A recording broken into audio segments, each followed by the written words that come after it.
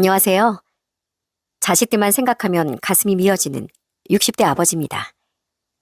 저와 아내 사이엔 두 아들이 있어요. 그런데 세상은 유독 그 아이들에게 가혹하더군요.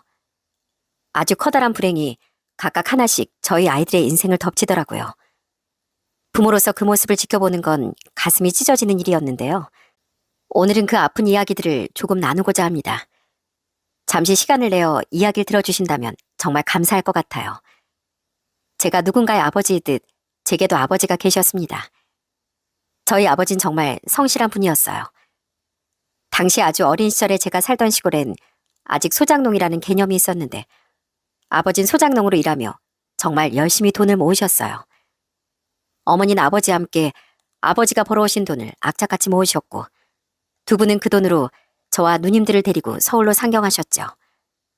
아버진 서울의 한 전파사에 취업해 일을 하다 나중엔 직접 전파사를 차려 가족들을 건사하셨습니다. 그렇게 쉬지 않고 일하면서도 아버진 독서와 공부도 게을리하지 않으셨어요. 격변하는 시대야. 이럴 땐 지식이 곧 힘이 되는 거야. 나 같은 무식한 사람도 공부하니까 세상이 보이더라고. 전 그런 아버지를 정말 존경했습니다. 아버진 끊임없이 지식을 탐구하셨고 그런 아버지를 본받아 저와 누님들도 열심히 학업에 매진했어요. 큰 누님은 일찍 시집을 가셨지만 작은 누님은 그 당시 아버지가 여대까지 보내주셨죠. 그리고 저 또한 대학을 졸업한 뒤 아주 번듯한 회사에 취직했습니다. 아버지 몸을 쓰며 일하던 자신과 달리 자식들은 지성인이 되었다며 정말 좋아하셨죠. 주머니가 넉넉하다고 돈 헤프게 쓰지 말고 아껴야 있는 재산도 지킬 수 있는 거다. 나이가 들어가도 항상 세상을 공부하고 눈을 밝게 뜨거라. 공부한 덕에 부동산 쪽에도 눈이 밝으셨던 아버진 상가 건물도 두 채 가지고 계셨습니다. 아버지는 어머니를 먼저 보내신 뒤 제가 결혼하고 저희 아이들이 아직 학생이었던 시절 자식들에게 재산을 고루 나눠준 뒤 돌아가셨어요. 마지막까지 아버지다운 유언을 남기시면서요. 아버진 큰누님과 제겐 상가 건물을 한 채씩 남기셨고 작은 누님에겐 섭섭지 않은 유산을 남겨주셨죠. 그렇게 전 평범한 직장이었던 동시에 3층짜리 작은 상가 건물의 건물주가 되었어요. 당신 셔츠 이음새 부분에 또 구멍이 났네요. 한 번만 더 꿰매 입고 또 터지면 그땐 새 거 삽시다. 구멍 났다고 일일이 옷을 다 버리면 그건 낭비니까요. 새 거는 무슨 앞으로 5번은 더 꿰매 입을 수 있어. 건물에서 따박따박 월세가 들어왔지만 저와 아내는 꾸준히 검소하게 살았어요. 재산이 넉넉한 걸 티내지 않고 은퇴할 때까지 성실하게 회사를 다녔고 아내는 아끼고 아껴 살림을 했죠. 우리 아이들이 돈의 소중함을 알았으면 하는 마음에 좋은 본보기가 되고 싶어서 더더욱 검소를 실천했던 것 같아요. 아버지, 운전 제가 할게요. 아버지 피곤하시잖아요. 그럴래? 고맙다 우리 아들. 형, 그럼 반쯤 가다가 휴게소에 들르자. 그때부터 내가 운전할게. 장거리 운전하면 힘들어. 어머니, 이거 담요 가지고 타세요. 요즘 들어 부쩍 추워하시잖아요. 가면서 덮으세요. 고맙게도 두 아들은 정말 착하고 의에 좋게 자라주었습니다. 인상도 선하고 항상 웃는 얼굴이라 주위에서 저희 애들 칭찬을 정말 많이 했어요. 대학생 되면 다른 애들은 연애한다, 술 마신다, 자기들 놀기 바쁜데 이 집 애들은 참 착해요. 부모님이랑 시간도 많이 보내고 싶어하고 가족 위할 줄도 알고 두 분은 밥을 안 먹어도 배가 부르시겠어요. 제가 건물주라는 것보다 자식들을 잘 키웠다는 사실이 늘 제 어깨를 올라가게 했습니다. 두 아이는 대학을 졸업하고 번듯한 직장인이 되었어요. 큰아들은 솔직히 공부를 잘하는 편은 아니었기에 적당한 대학을 나온 뒤 평범한 중소기업에 취업했는데요. 공부를 잘했던 작은아들은 좋은 대학을 나와 대기업에 들어갔습니다. 게다가 둘째여서 그런지 큰아들보다 더 수더분하고 살거운 면이 있어 어떨 땐 꼭 딸 같았어요. 두 아이 모두 똑같이 사랑했지만 그랬기에 저와 아내는 작은아들과 있을 때 조금 더 많이 웃었던 것 같네요. 아버지 어머니도 그렇고 두 분 다 요즘 손에 나이가 들어가는 것 같아요. 괜히 속상하게. 나이가 들면 손도 똑같이 늙어가는 거지. 우리 재훈이 참 세심해. 부모 손도 관찰할 줄 알고. 자연스러운 거니까 속상해하지 말거라. 어떻게 그래요. 늙지 마세요 아버지. 오래오래 제 곁에 계셔주세요. 작은 아들은 나중에 결혼하면 자기가 저와 아내를 모시고 살겠다며 입버릇처럼 말하곤 했습니다. 물론 아이들에게 얹혀 살 생각은 없었지만 그 말이 너무 기특하더라고요. 그렇게 오래도록 우리와 살고 싶다던 작은 아들은 그 말을 결국 지키지 못했어요. 재훈아, 재훈아, 세상에 이런 법이 어디 있냐? 가려고도 내가 먼저 가야지. 왜 아직 꽃도 제대로 피워보지 못한 네가 먼저 간단 말이야. 여보! 작은 아들은 고작 33살의 나이에 교통사고로 세상을 떠났습니다. 하늘이 무너진 것 같았어요. 거의 비명을 지르듯 오열했던 아는 실신까지 해버렸죠. 어머니, 아버지, 자전거 타러 나가실래요?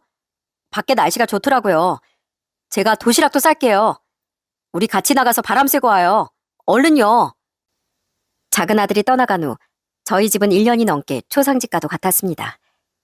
자식을 먼저 앞세운 부모의 얼굴에 웃음이 돌아오기란 쉽지 않은 일이더라고요. 잠을 자도 잠에서 깨어나 눈을 떠도 그리운 자식 생각에 눈물부터 나곤 했죠. 그런 우리를 어떻게 해서든 북돋아주고자 애를 썼던 사람이 바로 큰아들이었습니다. 작은 아들과 달리 딸처럼 살갑지 않았던 큰아들은 우리를 위해 달라졌어요. 생전 안 그러던 녀석이 저와 아내의 손을 조물딱대며 수다를 떨기도 했고 직접 도시락까지 싸서 저와 아내를 데리고 소풍을 나가기도 했죠. 그런 아들의 착한 마음씨가 고마워서라도 저와 아내는 다시 기운을 내어 살아가기 시작했습니다. 재곤아, 항상 차 조심하고 피곤하면 운전대 절대 잡지 말고. 알았지? 알겠어요, 아버지. 조심할게요. 그런 큰아들마저 잃게 되면 어쩌나 싶어 저와 아내는 항상 노심초사하는 버릇이 생겼습니다. 특히 운전에 관해선 아들의 귀에 딱지가 않도록 주의를 줬죠. 그래도 착한 아들은 한 번도 귀찮아하지 않고 인내심 있게 우리의 걱정을 들어줬어요. 그리곤 조심스레 우리를 심리상담센터에도 데려갔는데 그런 아들 덕에 우린 과했던 걱정을 조금 내려놓을 수도 있었답니다. 그렇게 작은 아들을 잃은 뒤 우린 서로를 보듬어주고 위로하며 세상을 살아갔어요. 그리고 아들은 30대 후반의 나이에 3살 연하의 며느리와 결혼을 하게 됐죠. 정말 착하고 다정한 사람이에요. 같이 있기만 해도 하루를 위로받는 느낌이 들게 해주더라고요. 신기하게 음식 취향도 집을 좋아하는 성향도 전부 비슷해서 그 사람이랑 결혼한다면 평생 사이좋게 잘 살 수 있을 것 같아요. 그래? 네가 그렇게까지 말한다니 좋은 사람인 것 같구나. 네, 비록 집이 좀 가난해서 집에 돈을 많이 보태느라 모아둔 돈은 많이 없다는데요. 돈이 앞으로 같이 벌고 모으면 되니까 중요하게 생각하지 않아요. 며느린 집은 좀 가난했지만 실제로 만나보니 정말 착한 아이였습니다. 꼭 그렇게 순둥이였던 저희 작은 아들 같기도 하더라고요. 상견을 해보니 바깥 사돈도 사돈 처녀도 좋은 사람들 같아 아내와 전 즐거운 마음으로 아들의 결혼 준비를 지켜보았죠. 아들과 며느린 제가 미리 증여해두었던 아파트에서 신혼생활을 시작했습니다. 그 아파트는 본래 저희 가족이 함께 살던 곳과 같은 단지였는데요. 몇 년 전 아버지께 물려받은 상가 건물이었던 부지가 재개발되면서 전 보상으로 그곳에 세워진 신축 아파트 2채를 분양받을 수 있었어요. 그때 한 채는 저희 부부가 살 집으로 쓰고 다른 한 채는 훗날 아들이 결혼하면 신혼집으로 쓰라며 미리 물려주었던 거죠. 그동안은 세입자가 살고 있었는데 마침 계약이 끝나는 시점이 아들의 결혼과 맞물려 자연스럽게 두 사람이 그 집에서 새 출발을 할 수 있었던 겁니다. 아버님 덕분에 제가 너무 가분한 집에서 살게 됐네요. 평생 감사하는 마음으로 살겠습니다. 그 마음만으로도 기쁘구나. 그냥 우리 재곤이랑 앞으로 화목하게만 살아다오. 그거면 난 다 받은 거다. 며느리 말하는 것도 참 예뻤습니다. 두 사람은 아들의 친한 회사 후배의 소개로 만났다고 하더라고요. 아들 후배의 고향 동생이 며느리였던 거죠. 두 사람은 너무 고마워서 그 후배에게 좋은 선물도 해주고 술도 거하게 샀다고 하더라고요. 아버지, 이 친구가 바로 저랑 집사람을 이어준 그 직장 후배예요. 주하나 인사드려. 우리 아버지셔. 안녕하십니까 아버님. 처음 뵙겠습니다. 박주한이라고 합니다. 결혼식장에서도 뵀었는데 아마 정신이 없으셔서 절 기억은 못하셨을 거예요. 아들과 며느린 자신들을 이어준 그 후배와 결혼 후에도 굉장히 가깝게 지내더군요. 아무래도 같은 아파트 단지에 살다 보니 전 아들 내외와 자주 교류할 수 있었는데 두 아이는 그 후배란 사람과 식사도 자주 하고 술도 마시며 한 번은 같이 서울 근교로 놀러도 다녀왔다고 하더라고요. 어느 날엔 제가 아들 집에 두고 온 물건이 생각나 아들에게 연락 후 아들 집으로 간 적이 있었는데요. 마침 그 후배가 아들의 집에 놀러와 셋이 술을 한잔하고 있더군요. 너무 반가운 마음에 전 도로 집에 가서 아껴줬던 좋은 술도 그 애들에게 가져다 주었죠. 결혼식 땐 정신이 없어서 얼굴을 기억을 못했네요. 아유, 훤칠하게 잘생기셨어요. 이렇게 착한 며느리를 우리 아들에게 소개시켜줘서 고맙습니다. 이거 선물 받은 귀한 술인데 한번 드셔보세요. 그렇게 그 후보에게 고마웠던 건 며느리가 정말 착한 아이였기 때문입니다. 며느린 고작 12살 때 사고로 어머니를 잃었다고 해요. 박하사돈 혼자 두 딸을 힘들게 키우신 거죠. 박하사돈을 도와 어릴 적부터 집안 살림을 돌보고 여동생을 챙기며 살아서인지 며느린 정말 야무지고 의젓했어요. 살갑긴 또 얼마나 살가운지 며느린 아들 없이도 혼자 저희 집을 자주 찾아오곤 했습니다. 아버님, 남편은 오늘 야근한대요. 두 분이랑 같이 저녁 먹고 싶은데 제가 아버님 댁으로 건너가도 될까요? 제가 맛있는 된장찌개 끓여드릴게요. 아버님 문어원 된장찌개 좋아하시잖아요. 어머님, 이거 핸드크림인데요. 설거지하면 꼭 바르세요. 저번에 보니까 손이 많이 트셨더라고요. 제 거 사면서 같이 산 거고 비싼 것도 아니니까 전혀 부담스러워하지 마시고요. 이런 며느리를 어떻게 예뻐하지 않을 수 있었겠습니까? 우리 며느리에게 좋은 옷도 선물해주고 용돈도 주며 우리의 애정을 표현하려고 했어요. 며느린 부담스러워하며 거절하려고 했지만 어른이 주는 건 그냥 받는 거라며 억지로 손에 쥐어주곤 했죠. 특히 아내는 안 사돈 없이 자란 며느리를 많이 안쓰러워했는데요. 그래서인지 정말 딸을 대한다는 마음으로 며느리가 집에 오면 손에 절대 물을 묻히려고 하지 않더라고요. 우리 집에 오면 넌 손님인데 무슨 찌개 끓인다고 하니? 이렇게 재료 사와준 것만 해도 고맙구나. 음식은 이제 내가 할 테니까 넌 저기 시아버지랑 같이 앉아서 TV나 보고 있어. 여보, 재미없게 스포츠 채널 틀어두지 말고 새아가 보기 예능 같은 거 틀어요. 예, 여부가 있겠습니까? 아가, 이리 오너라. 괜히 네가 옆에서 돕고 싶다고 어슬렁거리면 네 시어머니 부담돼. 얼른. 저도 며느리를 새로 생긴 딸이다 생각하며 정말 귀하게 대했습니다. 그리고 결혼한 지 4개월 뒤 며느리가 임신 소식을 알렸을 땐 가족 모두 너무 기뻐 어쩔 줄을 몰라 했어요. 고맙다, 아가. 결혼한 지 얼마나 됐다고 벌써 임신이라니. 네가 아주 복덩이로구나. 작은 아들이 세상을 떠난 뒤로 가장 기뻤던 경사였네요. 너무 고마운 마음에 아내와 전 며느리에게 전화해 먹고 싶다는 건 전부 다 사다 줬어요. 어차피 집이야 코앞이었으니까요. 그런데 며느리가 임신 소식을 알린 지 2달 뒤 마냥 순조롭기만 할 줄 알았던 저희 가족에게 엄청난 사건이 일어나더라고요. 어머님, 아버님. 아니, 새아가 무슨 일이야? 무슨 일인데 이렇게 얼굴이 눈물로 범벅이야? 어느 평일 오후 며느리가 엉엉 울며 저희 집에 찾아왔더군요. 아직 회사에 있을 시간인데 왜 여기 있냐고 물으니 며느리는 은행에 볼 일이 있어 겸사겸사 하루 휴가를 썼다고 말했어요. 그런데 볼 일을 다 보고 집에 돌아왔더니 충격적인 택배가 하나 와 있었다는 거예요. 아들 앞으로 온 작은 택배 상자를 뜯어본 며느린 그 안에 든 물건을 보고 기절할 뻔했다고 합니다. 그리고 택배로 도착한 물건을 며느리에게서 건네받은 저와 아내 또한 정말 뒤로 넘어갈 뻔했어요. 이것 좀 보세요. 제 남편 바람 피웠나 봐요. 결혼한 지 얼마나 됐다고 어떻게 남편이 저한테 이럴 수가 있어요? 택배로 도착한 물건은 바로 사진들이었습니다.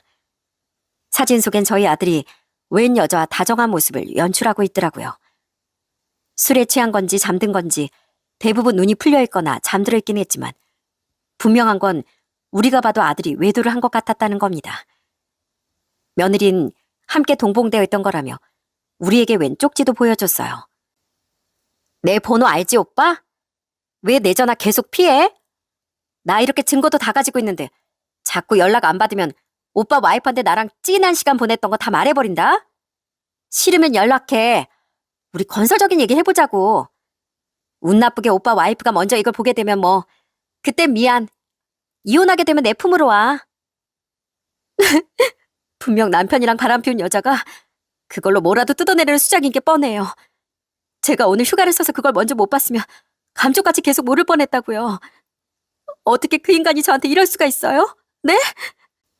우선 진정해라, 아가. 애한테도 너한테도 안 좋아. 내 이 김재곤 이놈의 자식을 그냥. 도무지 믿을 수가 없었지만 눈앞에 버젓이 증거가 있으니 현실을 부정할 수도 없었습니다. 아는 숨이 넘어가도록 흐느끼던 며느리를 달래느라 정신이 없었고 전 당장 아들에게 전화를 걸었어요. 너 언제 퇴근하냐? 너 대체 밖에서 무슨 짓거리를 하고 돌아다니는 거야?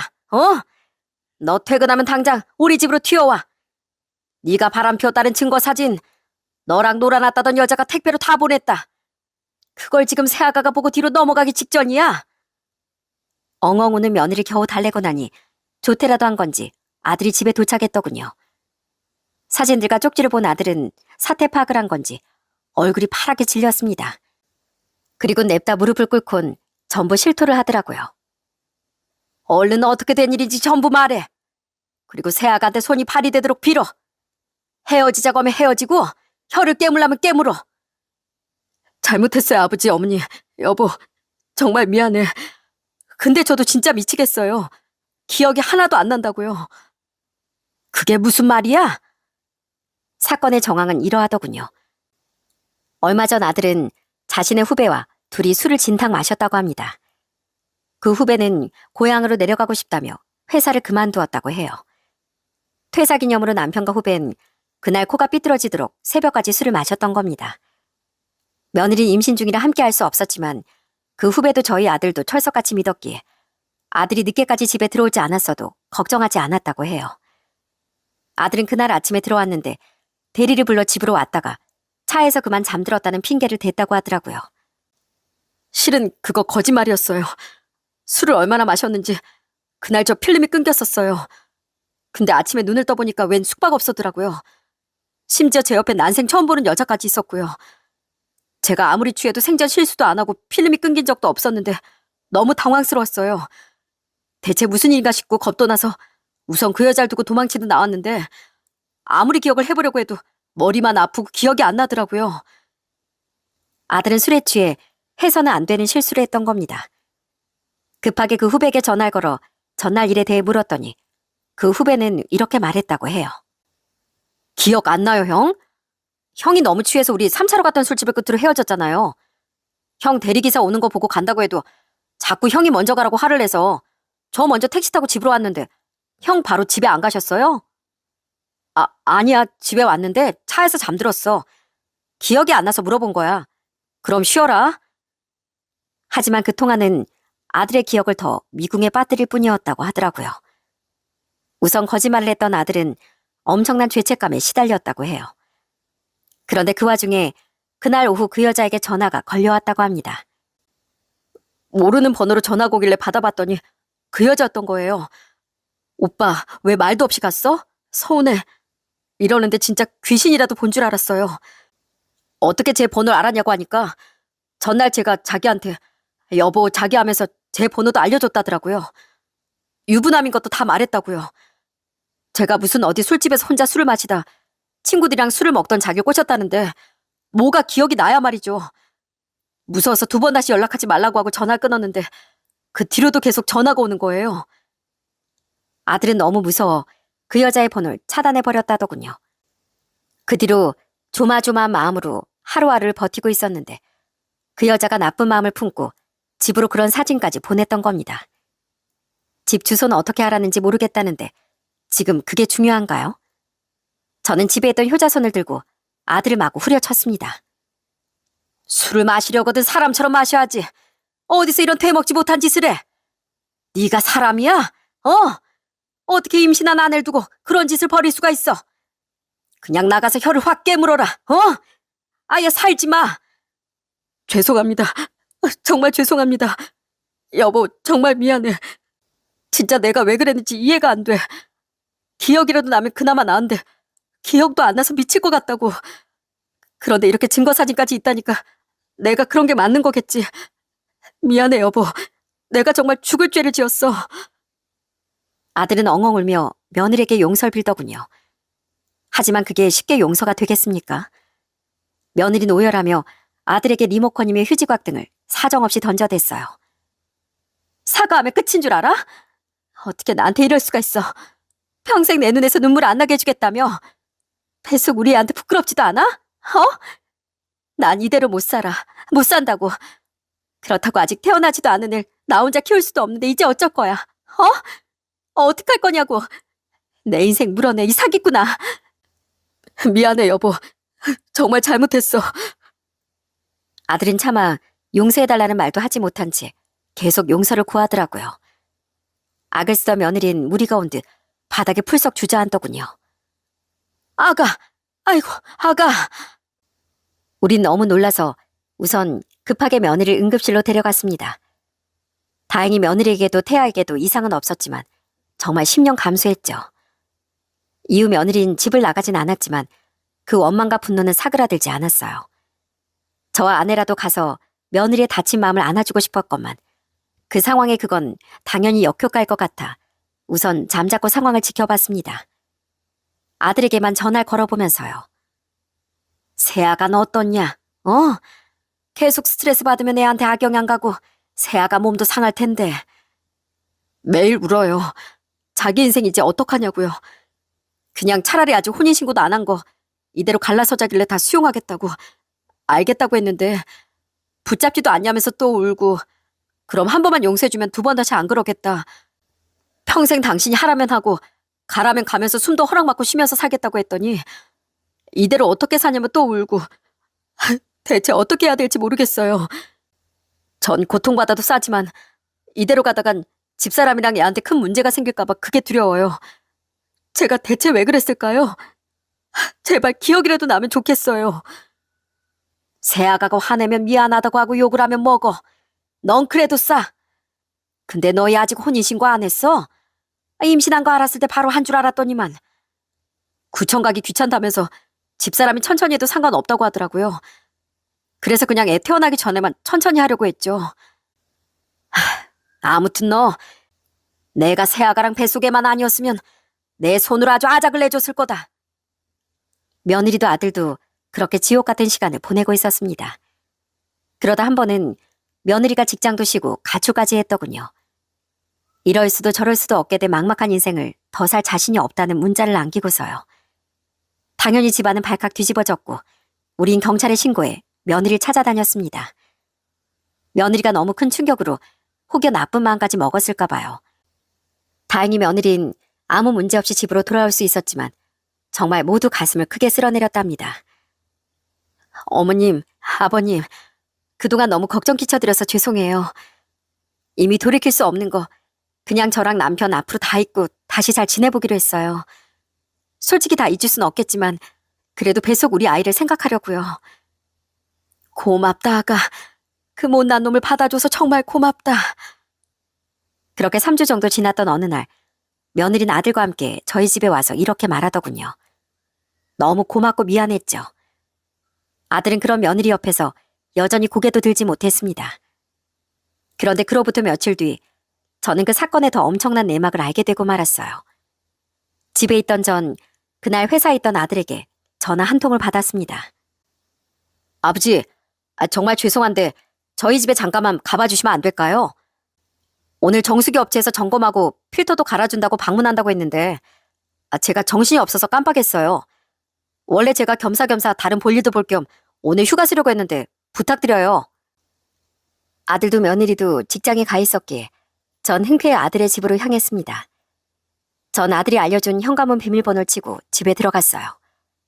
그런데 아무도 없어야 할 집안에서 음악 소리가 굉장히 크게 들리더군요. 순간 도둑이라도 들었나 싶어 전 조심조심 집 안으로 들어가 봤습니다. 며느리가 오늘 직장에 안 간 건가? 살짝 열린 안방문 틈새로 보니 며느리의 옆모습이 보이더라고요. 회사에 있어야 할 며느리가 집에 있었던 거죠. 며느리는 음악 소리 때문에 제가 온 것도 모르는 것 같더라고요. 저는 인기척을 내려고 했어요. 그런데 딱 그 타이밍에 전화가 걸려왔는지 며느리는 휴대폰을 들어 전화를 받더라고요. 음악 소리를 살짝 줄인 며느리는 그래도 음악 소리 때문에 자신의 목소리가 안 들릴 것 같았는지 커다란 목소리로 전화를 받기 시작했습니다. 저는 애매하게 인기척을 낼 타이밍을 놓쳤는데요. 그건 저희 가족에게 엄청난 천운이었어요. 며느리의 통화 내용엔 정말 엄청난 진실이 담겨 있었거든요. 여보. 아니지. 자꾸 이렇게 부르다 지금 남편 앞에서 실수할라. 어쩐 일이야, 주한이 오빠? 황당하게도 며느린 다른 남자에게 여보라는 말을 하더군요. 그런데 그 이름이 너무 낯이 익은 겁니다. 순간 아들의 직장 후배 얼굴이 스쳐 지나갔어요. 그 후배의 이름이 바로 주한이었던 것이 생각이 나더라고요. 고향 오빠라더니 이게 무슨 일인가 싶어 저는 계속 귀를 기울였습니다. 혹시 몰라 몰래 휴대폰 녹음기까지 켜둔 채로요.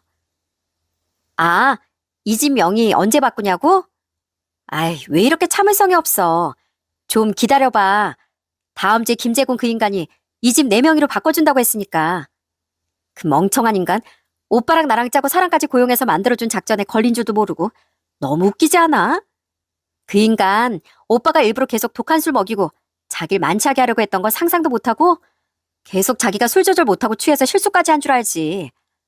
그 여자랑도 진짜 자기가 뭐라도 한 줄 안다니까? 하긴 그렇게 멍청한 인간이었으니 애초에 오빠랑 내가 원래 부부였다 이혼했다는 건 알지도 못하고 나랑 결혼까지 한 거겠지 뭐. 심장이 쿵쾅거렸습니다. 너무 엄청난 내용이 계속 들려왔어요. 그러니까 며느리와 아들의 후배는 원래 부부관계였던 겁니다. 그걸 숨기고 아들의 후배는 아들에게 며느리를 소개시켜줬고 심지어 아들의 바람 사건도 다 그 둘이 꾸민 계략이더라고요. 전 몰랐는데 아들은 며느리에게 아파트 명의까지 돌려주려고 했던 거예요. 어떻게 집 명의 바꾸도록 꼬셨냐고? 알지? 내가 위험한 마음까지 먹은 것처럼 실감나게 연기했던 거. 이 비싼 집 명의를 내 앞으로 해달라는 말을 꺼내기가 생각보다 어려워서 내가 그런 쇼까지 했다니까. 그랬더니 대체 어떻게 하면 내 마음이 괜찮아지겠냐고 자기가 어떻게 해야 되냐고 울면서 묻더라. 이만큼 난리쳤으면 됐다 싶어서 그때 냅다 이 아파트를 내 명의로 돌려달라고 했지. 집이 탐나서가 아니라 당신이 또 바람 피우면 어쩌냐. 그럼 난 정말 인생만 망치는 거 아니냐.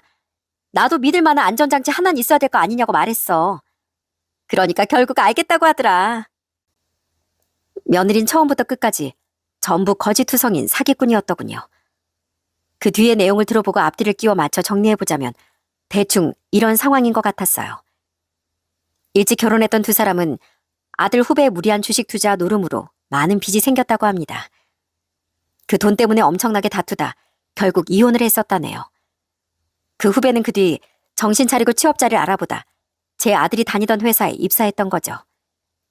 그리고 그 뒤 그들은 다시 화해를 한 모양인데 빚이 거의 고스란히 남아있는 상황에서 재결합을 해봤자 어려운 형편은 계속되지 않았겠습니까?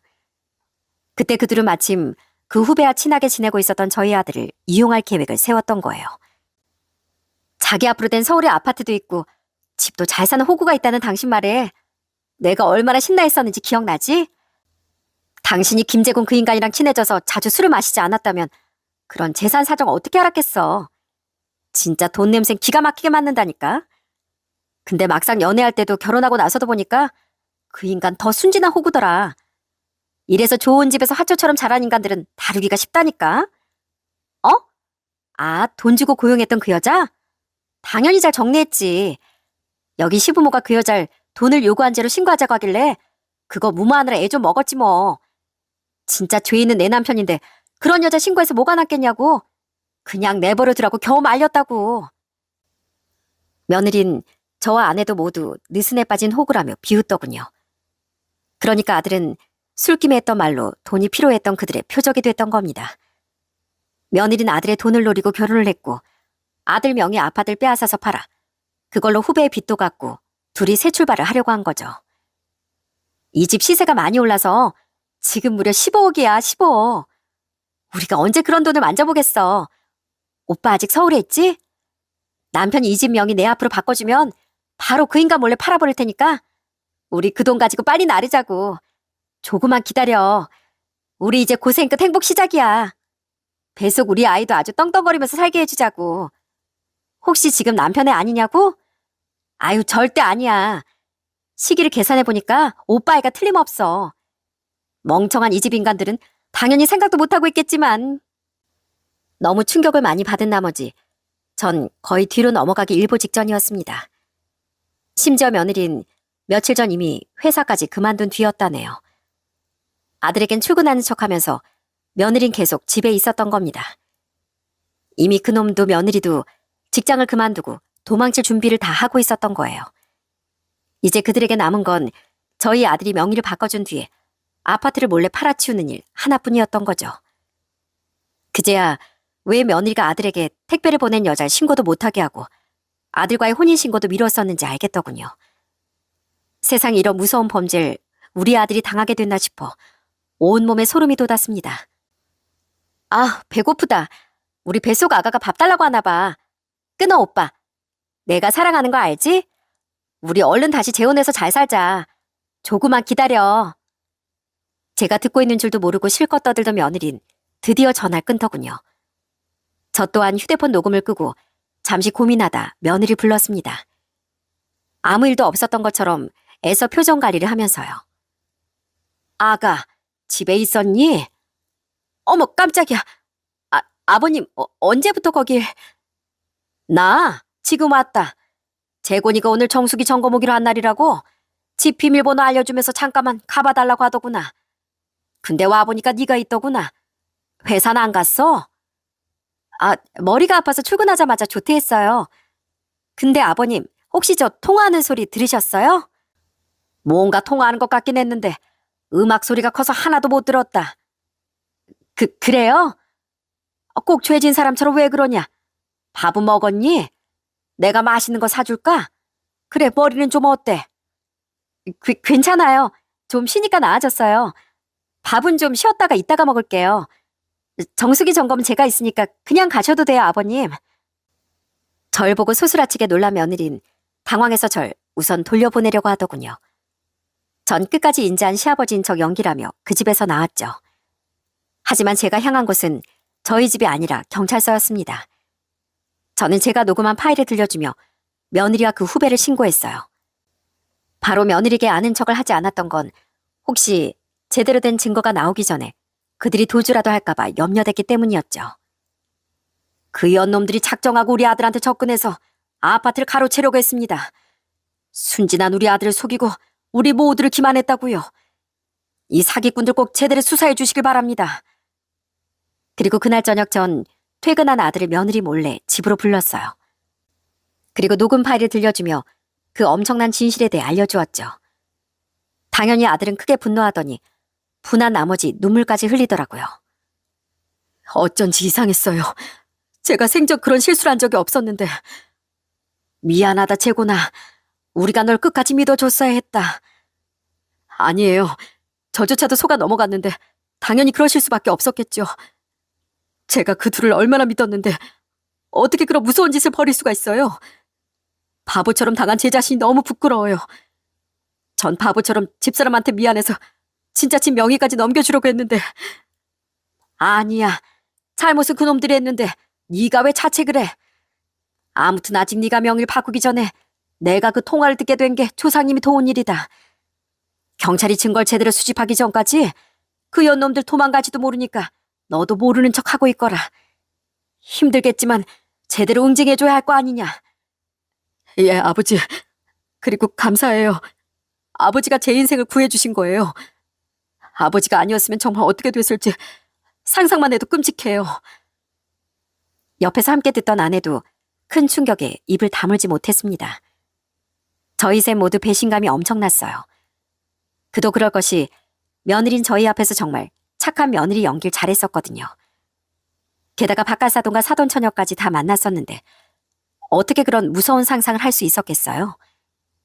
우린 때를 기다리며 우선 숨을 죽이고 있었습니다.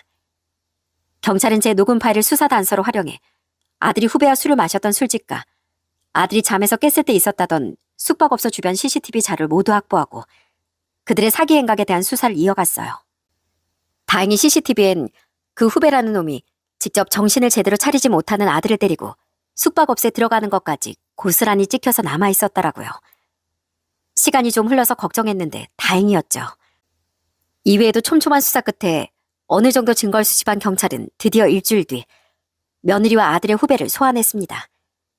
며느린 그동안 아들에게 언제 명의를 바꿔줄 거냐며 들들 볶았는데 아들은 계속 대답을 회피하며 시간을 끌었죠.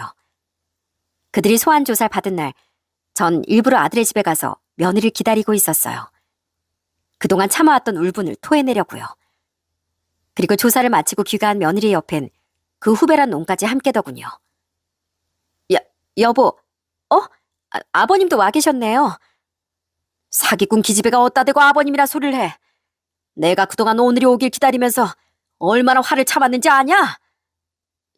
역시 그때 아버님 제 전화 소리 다 들으셨던 거죠? 그래, 내가 신고했다. 이 뼈를 잘근잘근 씹어먹어도 모자란 것들.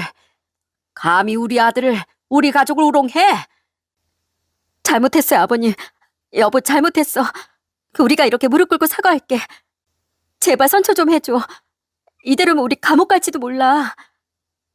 그 후배놈은 며느리와 함께 아들에게 선처를 구하려 찾아왔던 겁니다. 그들은 냅다 무릎을 꿇고 싹싹 빌기 시작하더군요. 형, 정말 죄송해요. 제가 빚이 4억이다 되나 보니까 순간 욕심에 눈이 멀었어요. 전 워낙 없는 집안에서 자랐어요. 형은 어렵게 자란다는 게 뭔지 모르시잖아요. 제발 한 번만 용서해 주세요. 네? 여보, 뱃속 우리 아이를 생각해서라도 제발 선처 좀 해줘. 우리의 범죄자 자식으로 만들 거야? 그 와중에 며느리는 뻔뻔하게도 뱃속 아이를 팔아먹더군요.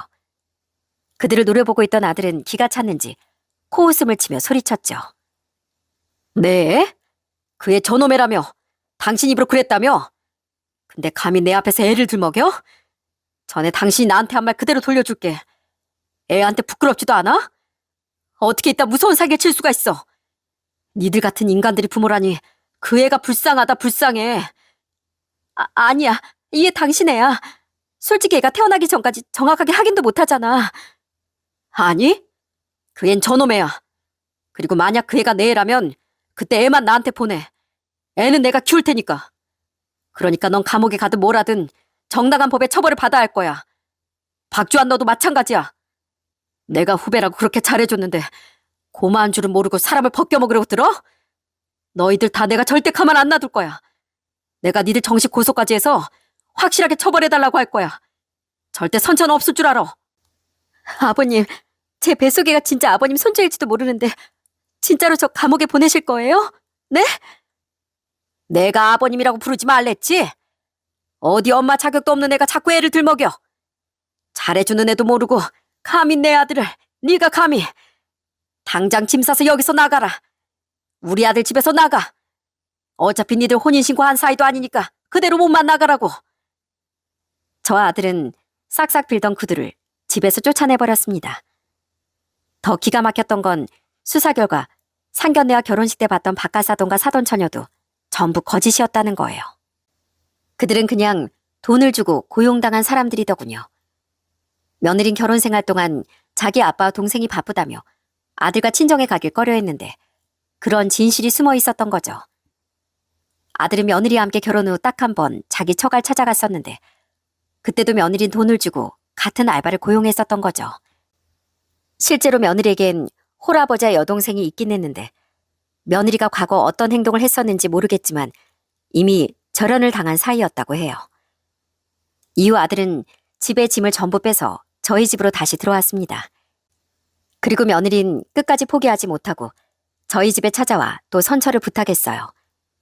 그때 아내는 집에 있던 소금을 들고 나가 며느리에게 뿌려버리며 소리쳤죠. 감히 우리 아들 인생을 망치려 들어놓고 선처를 바래? 내가 마음 같아선 소금이 아니라 내 손으로 직접 널 요절내버리고 싶어. 네가 임산부니까 그나마 내가 참는 거야. 그러니까 여기 와서 이러지 말고 감옥에나 처박혀버려. 이후 다행히 혼인신고는 하지 않은 상태였으니 아들은 이혼 소송까진 할 필요도 없었습니다. 긴 수사 과정과 재판 끝에 아들의 후배는 실형을 받았어요. 전 며느리는 아쉽게도 실형은 받지 못했지만 그래도 법적 처벌을 피해갈 수 없었죠. 그리고 돈을 받고 고용되던 여자 또한 벌금형을 받았다고 하더라고요. 하지만 그들이 법의 철퇴를 맞은 일로 아들의 마음에 남은 충격과 상처가 전부 위로받을 수는 없었어요. 한편 전 며느린 아들을 낳았는데 역시나 그엔 아들의 아이가 아니었습니다. 그렇게 지금은 시간이 좀 흘렀는데요. 아들은 짧은 결혼 생활로 인한 마음의 상처가 다 낫지 않아 아직도 한 번씩 심리 상담을 받으러 다니고 있어요. 아내와 전 그런 아들의 마음을 보듬어주기 위해 애를 쓰고 있고요. 아들이 살던 집엔 지금 전세 세입자가 들어와 살고 있는데 아들은 그 집이 있는 쪽으론 고개도 돌리고 싶어 하지 않더라고요. 그래도 아들은 어떻게든 아픔을 이겨내고 다시 인생을 잘 살아보려고 노력하고 있습니다. 아들은 그들에게 호되게 당한 뒤 트라우마가 생겨 술을 뚝 끊었어요. 대신 심신의 안정을 위해 낚시의 취미를 가지기 시작했는데 저도 아들과 한 번씩 함께 낚시를 가고 있죠. 애초에 낚시를 알려준 것이 저였거든요. 얼마 전에도 아들과 함께 낚시를 다녀왔는데 그때 커피를 홀짝이던 아들이 이런 말을 하더군요. 아버지, 저요. 이번에 승진할 것 같아요. 정말? 잘 됐구나. 아픔을 잊으려고 일에 몰두했던 게 이렇게 뜻밖의 기회가 됐더라고요. 아버지, 저는요. 배신당했다는 생각 때문에 상처를 받기도 했지만 제가 바보 같은 놈이라 그런 사기극에 휘말렸다는 생각 때문에 너무 괴로웠어요. 그게 왜 네 탓이야? 누가 살면서 무턱대고 아무 일이나 의심부터 하고 살아? 착정하고 속인 그놈들이 잘못이지. 맞아요. 머리론 그렇게 생각하려고 애를 썼는데 마음이 뜻대로 되지 않더라고요. 이래서 피해자들이 자책을 그렇게 하는구나 싶더라고요. 근데 이젠 좀 괜찮아진 것 같아요. 상담 선생님이 그러시더라고요. 제가 정말 바보 같고 한심한 사람이었으면 어떻게 회사에서 인정을 받고 그렇게 승진도 할 수 있겠냐고요. 그냥 끼워 맞추기일 수도 있는데 이상하게 그 말이 참 위로가 되더라고요. 아버지, 시간이 약이라고 힘들어도 살아보니까 또 살만해지는 것 같네요. 아픔도 무뎌지고 이렇게 승진 같은 좋은 일도 생기고요. 그러니까 더는 과거에 매여 있지 않고 좋은 일만 기대하면서 살아가려고 노력할 거예요. 웃으며 그런 말을 할 수 있기까지 아들이 얼마나 마음고생이 심했을까 싶어 울컥하더군요. 전 어떻게든 아픔을 이겨내려 노력 중인 아들의 어깨를 말없이 두드려 주었고요. 아들의 인생을 응원하면서요. 아들의 말처럼 시간이 약이라는 말이 참 맞는 것 같습니다. 하지만 앞으로는 하나 남은 내 자식의 인생에 시간이라는 약이 필요한 나쁜 사건은 더는 생기지 않았으면 좋겠네요. 그렇게 될 수 있도록 힘이 닿는 한 도우며 살아가는 게 바로 부모의 인생이고 역할이겠죠. 여러분 중에도 저희 아들처럼 나쁜 일을 겪은 뒤 괜한 자책감에 쌓여 살고 계신 분들이 계실지도 모르겠네요. 그분들께 진심으로 말씀드리고 싶습니다. 여러분에게 상처를 준 그들이 잘못이지 결코 여러분의 잘못이 아니라는 것을요. 전 산다는 건 아주 미끄러운 비탈길을 힘겹게 오르는 일이라고 생각합니다. 그래서 삶이 고달프고 힘겨운 게 아닌가 싶고요. 그러니 힘겹게 한 걸음 한 걸음 올라가다 한 번 발을 삐끗해 미끄러졌을지언정 그건 창피한 일도 자책할 일도 아닙니다. 자연스럽게 누구나 겪을 수 있는 일이죠. 중요한 건 그럼에도 다시 발을 내디뎌 앞으로 나아가는 용기랍니다. 여러분의 그 한 걸음이야말로 가장 대단하고 박수받아야 할 일이라고 믿어요. 그렇게 힘든 비탈길을 꾸역꾸역 올라가다 보면 분명 좋은 일이 찾아올 거예요. 제 사연은 여기까지입니다. 언젠가 과거의 눈물 따윈 생각도 나지 않을 만큼 활짝 웃어 보일 여러분의 미래를 응원하며 전 이만 여기서 사연을 마치겠습니다. 들어주셔서 정말 감사합니다.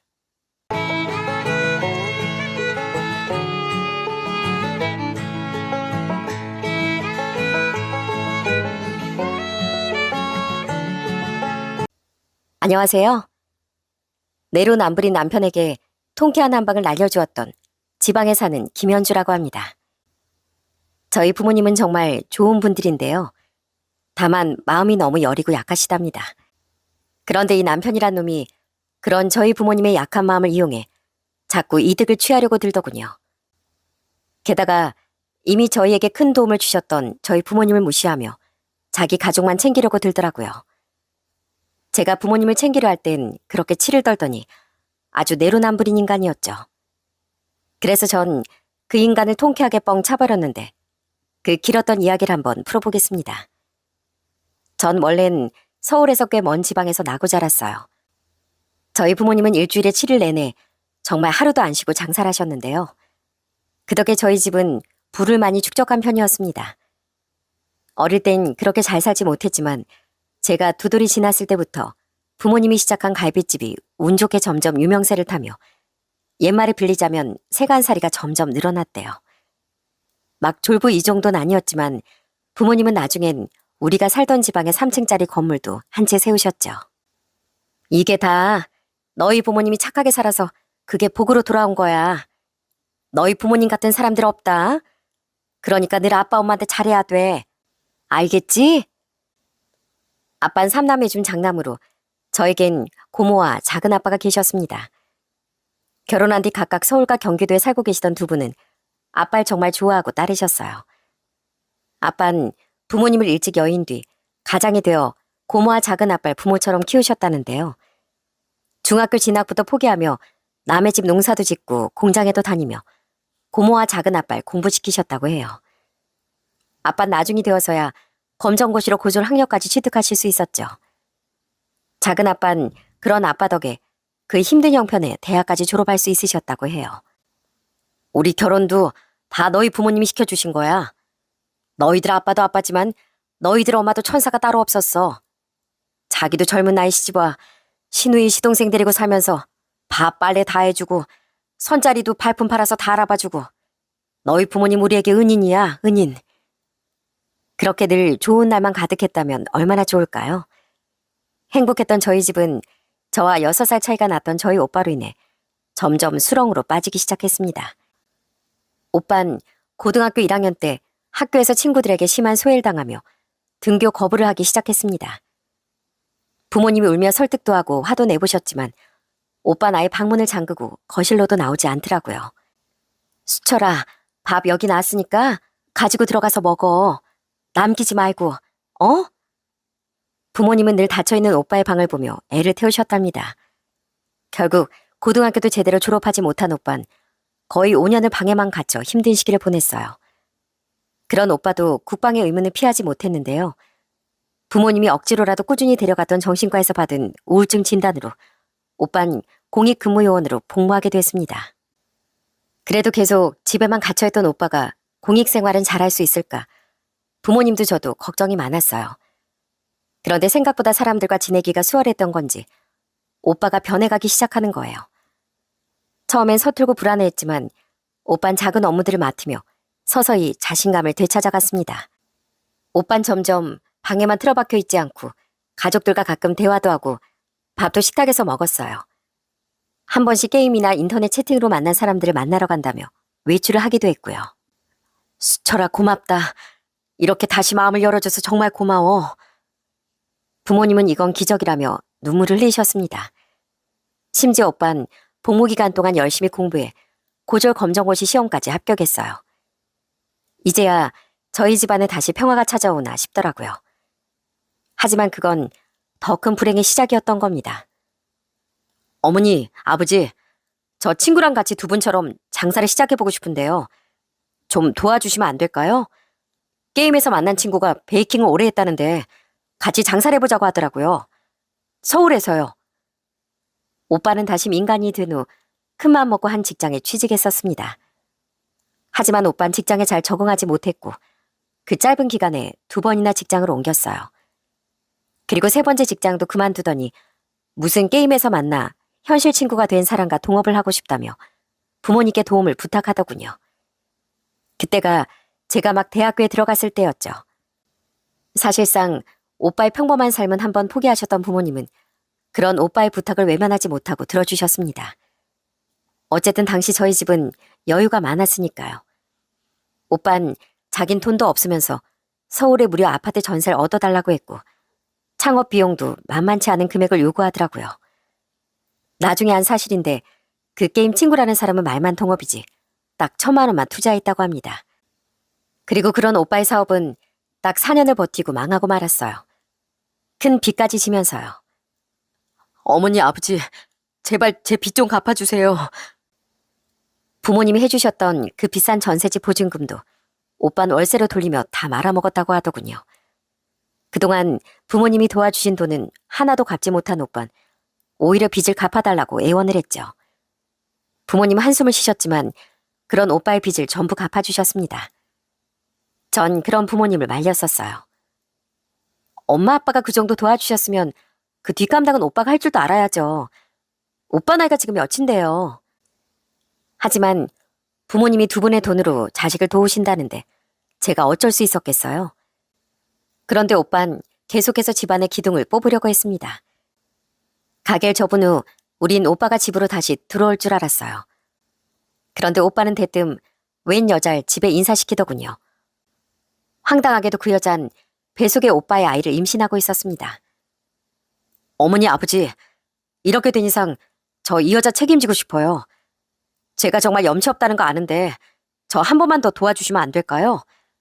신혼집이랑 다시 자리 잡을 돈만 좀 빌려주시면 이번엔 제가 꼭 갚을게요. 저 이번엔 PC방 한번 해보려고요.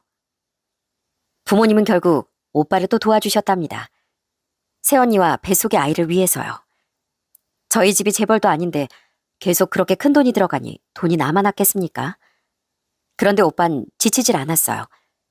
스스로 노력할 생각은 않고 알바들로만 PC방을 돌리다 오빤 또 PC방을 말아먹었습니다. 그런데 그 와중에 새언니 몰래 대출까지 받아 주식을 했다네요. 오빠에게 남은 건 또 막대한 빚뿐이었죠. 그 일로 오빤 이혼을 당했고 새언니는 재산 분할과 함께 양육비도 일시불로 받아갔습니다. 제발 한 번만 도와주시면 이번엔 정말 사업 도와달라는 얘기 같은 거 안 드릴게요. 저 너무 외롭고 스스로가 처량해요. 지금 빚까지 제대로 못 갚으면 신용불량자까지 된다고요. 제가 이렇게 된 건 따지고 보면 불행한 사춘기 시절을 보낸 탓이에요. 남들보다 뒤처진 만큼 빨리 따라잡아 보려다 이렇게 된 거라고요. 당시 부모님은 연세가 벌써 70을 넘어가며 갈비집을 좋은 권리금을 받고 넘기셨습니다. 당시 상권도 많이 무너지고 다른 가게들에 밀려 두 분의 식당은 매출이 많이 떨어진 상태였어요. 그래서 더 늦기 전에 권리금이라도 챙기고 겸사겸사 이젠 좀 쉬실 겸 가게를 넘기신 거죠. 그런데 그렇게 가게를 처분한 돈마저 결국 오빠에게 들어가고 말았습니다. 부모님은 한심한 짓을 하긴 했지만 PC방을 말아먹고 이혼까지 당한 오빠가 신용불량자까지 되도록 차마 내버려 두실 수는 없었던 거예요.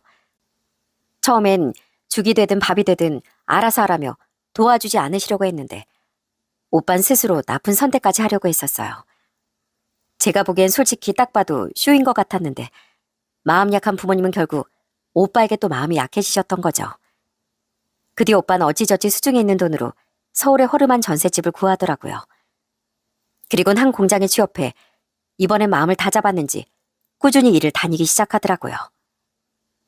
그래도 네 오빠가 이제야 사업 욕심을 버리려나 보다. 주식도 더는 손대지 않기로 약속했으니까 제발 앞으로는 사고치지 않았으면 좋겠구나. 전 제발 집안의 기둥을 뽑아먹는 오빠가 정신을 차렸길 바랬습니다. 그 뒤 한동안 오빠가 잠잠해지며 저희 집엔 이번엔 저로 인한 이벤트가 생겼어요. 제가 같은 지역의 회사에서 영업직으로 일을 하던 2살 연상의 남편과 결혼을 하게 된 거죠. 그리고 그때 부모님은 저희 신혼집으로 아파트를 한 채 마련해 주셨습니다.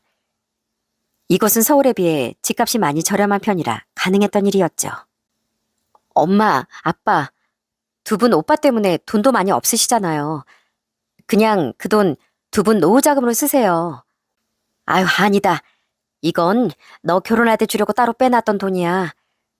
그동안 늘 네 오빠 밑으로만 돈이 들어간 것 같아 너한테 많이 미안했다. 그리고 우리 아직 자식 걱정받을 정도는 아니야. 그리고 우리한테는 아직 3층짜리 그 상가 건물도 남아있잖니. 거기서 나오는 월세만 해도 우린 충분하다. 그때 두 분의 말씀을 듣고 저도 남편도 많이 감사했습니다. 제가 집안 형편에 대한 이야기 많이 하지 않아 나중에 남편은 좀 놀랐다는 듯 말하기도 했죠. 어머님, 아버님 건물 주셨어? 그때만 해도 남편이 저희 부모님의 재산에 눈독 들일 거라곤 생각도 못했습니다. 연애 기간 동안 지켜본 남편은 성실하고 정직한 사람이었거든요. 그런데 견물생심이라고 눈앞에 탐나는 떡이 생기면 사람은 변하기 마련이더라고요. 여보, 장인 장모님 뵌지 너무 오래된 것 같다. 우리 오늘 장인어른 좋아하시는 삼겹살 사들고 처가에 놀러 갈까? 남편은 처음엔 저희 부모님께 정말 잘했습니다. 오빤 일이 힘들다며 친정엔 거의 내려오지 않았는데 자신이라도 아들 노릇을 해야 하지 않겠냐고 하더라고요. 그런 남편은 결혼한 지 얼마 안 돼요. 갑자기 자기 사업을 하고 싶다고 말하더군요. 영업하면서 쌓아놓은 인맥도 있고 내가 회사 차리면 따라오겠다는 기술자랑 개발자도 있어. 사실 결혼 전부터 계속 구상한 건데 나 믿고 한 번만 도와주면 안 될까? 조금 고민하긴 했지만 전 남편을 응원해주기로 했습니다. 제가 알기론 남편은 성실한 사람이었고 부모님이 집을 마련해주신 덕에 우린 여유 자금도 좀 가지고 있었거든요. 그런데 자신 있게 사업을 시작한 남편은 저희 아들이 두 돌이 지났을 때 결국 사업을 접어야 했습니다. 다행인 건 그나마 빚은 남지 않았다는 거죠. 남편은 운이 없었다고 말했지만 솔직히 제 생각은 달랐어요. 성실한 줄만 알았던 남편은 막상 사업가가 되어보니 사업가로선 그렇게 부지런한 사람이 아니더라고요. 게다가 옆에서 지켜보니 사업 수완도 별로 없었고 내부에서보단 외부 탓을 먼저 하던 사람이었어요. 그냥 남편은 사업이 맞지 않은 사람이었던 거죠. 그 후 남편은 다시 다른 회사에 취업을 했습니다.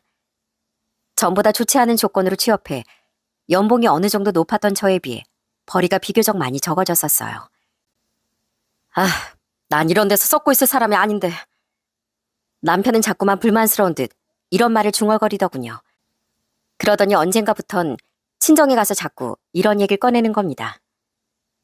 저 장인어른, 그 건물 담보로 대출받아서 제 사업에 한번 투자해 보실 생각 없으세요? 아니, 전에 형님 사업엔 2번이나 투자해 주셨다길래 혹시 저한테도 투자해 주실 생각 없으신가 해서 이번엔 크게 제대로 벌여보려고요. 여보, 지금 무슨 말을 하는 거야? 한번 해보고 아닌 거 알았으면 됐지. 또 무슨 사업 타령이야. 평소 잘하던 사이가 저런 말을 하니 부모님은 난처한 기색을 표하셨어요. 집에 있는 돈도 아니고 대출을 받아서 투자해달라니 당연히 당혹스러우실 법하죠. 무엇보다 전 오빠로 인해 사업에 재주가 없는 사람은 또 사업을 시작해봤자 더 힘들어지기만 한다는 걸 깨달았거든요. 그런데 저와 상의도 없이 저런 말을 하니 화가 나더라고요.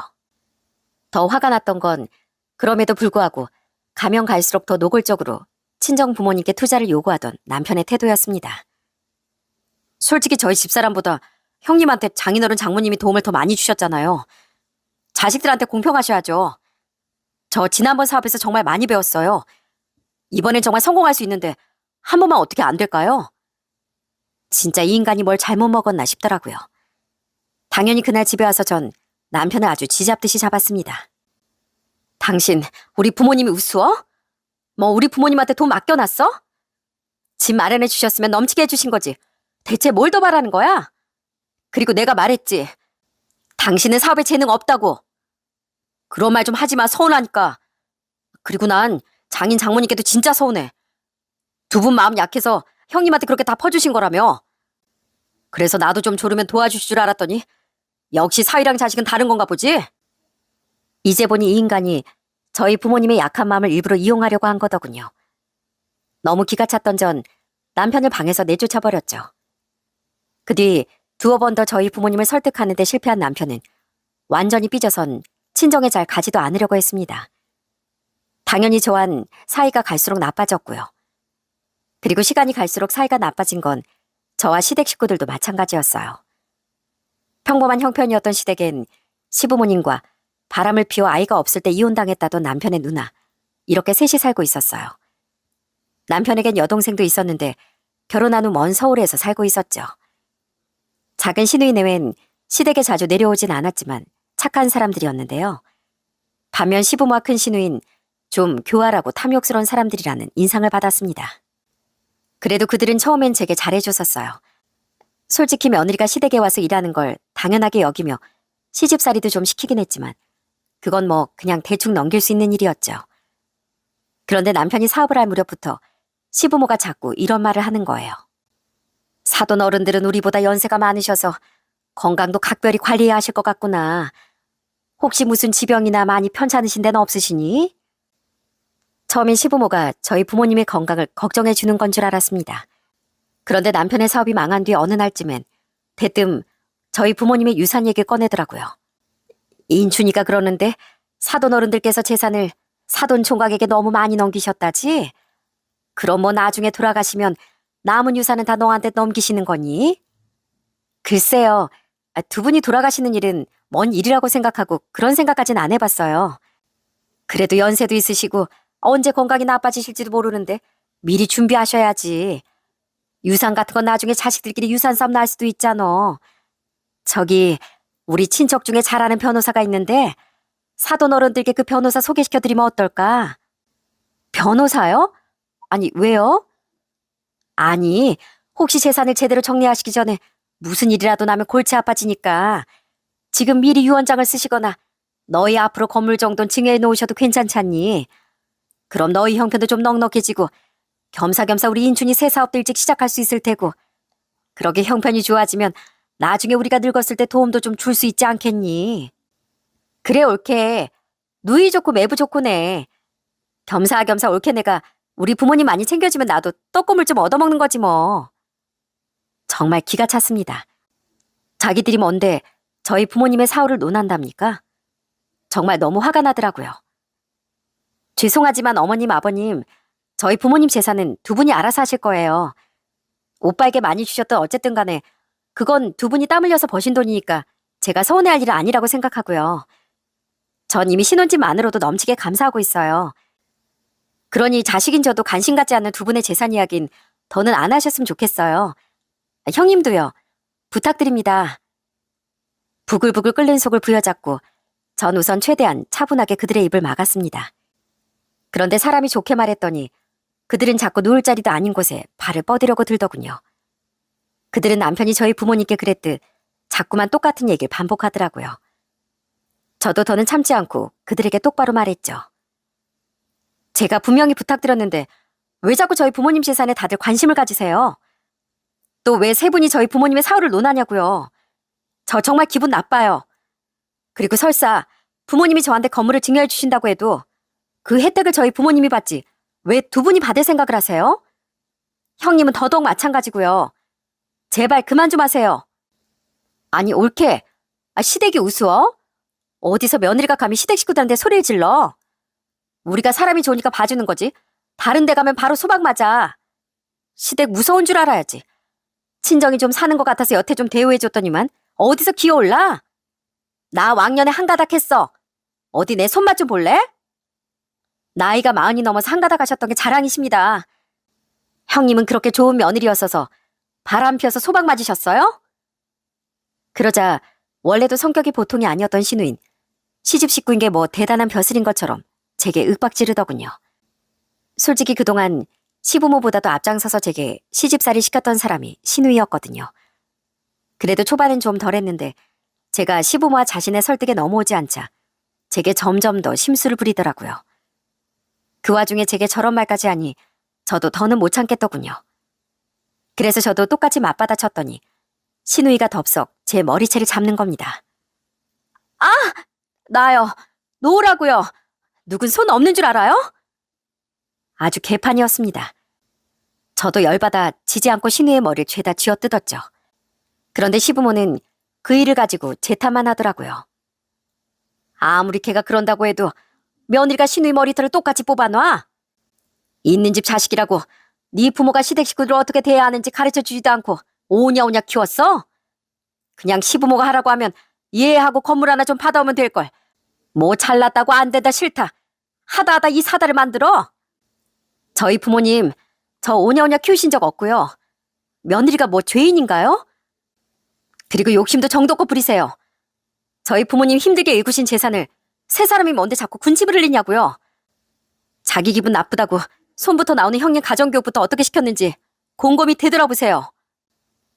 어이가 없어서 전 그런 시부모에게도 소리를 빽 지르고 나와버렸습니다. 더 기가 막혔던 건 자기 부모님에게 함부로 했다며 남편도 제게 화를 냈다는 거예요. 당신이 장인 장모님이 소중하듯 나도 우리 부모님이 세상에서 제일 소중해. 우리 부모님이 며느리한테 그런 소리를 듣고 얼마나 무안하셨겠어? 시댁 식구들에게도 남편에게도 정말 오만 정나미가 다 떨어졌습니다. 그 뒤 전 시댁의 발길을 아예 끊었어요. 그나마 남편도 친정에 기본을 했으니 저도 시댁에 딱 기본적인 날만 갔지만 가서도 입을 꾹 다물고 있었죠. 이혼 생각이 간절해지고 있었지만 아이를 위해 이혼은 신중하게 결정하려고 했던 거예요. 하지만 갈수록 절 못마땅해 하던 시댁 식구들과 아직까지도 포기 못하고 사업 노래를 부르며 저희 부모님에게 서운해하던 남편을 보며 제 인내심은 한계에 달해가고 있었습니다. 그렇게 결혼한 지 7년이 지난 어느 날이었어요. 전 엄마에게 정말 충격적인 전화를 받았습니다. 현주야, 우리 큰일 났다. 네 아빠 이름으로 된 그 건물 있지? 그게 글쎄 경매에 넘어갔어. 네 오빠 때문에. 대체 이게 무슨 말인가 싶더라고요. 우선 엄마를 진정시키고 자초지종을 들어봤더니 그 전말이 기가 막히더라고요. 수철이 그놈이 걔가 다니는 그 작은 공장 있지? 그 사장이란 사람이랑 같이 우리 집에 찾아와서 그러는 거야. 거기서 일하는 동안 그 형님이란 사람이랑 많이 친해졌대. 근데 우리 수철이가 일을 그렇게 열심히 해서 그 사장이 수철이를 좋게 봤다더구나.